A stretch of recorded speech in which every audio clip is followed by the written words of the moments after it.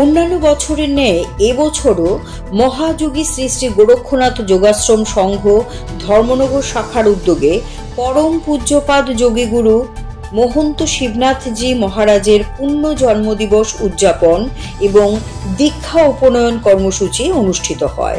মঙ্গলবার ধর্মনগরের পদ্মপুর এলাকার গোরক্ষনাথ মঠে এই অনুষ্ঠানের আয়োজন করা হয়।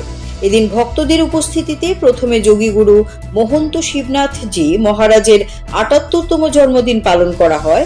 এরপর মহাযজ্ঞ অনুষ্ঠিত হয়। পরবর্তী পর্বে দীক্ষা উপনয়ন কর্মসূচি হয়। এদিন ৬ শতাধিক লোক ভক্ত দীক্ষা গ্রহণ করেন।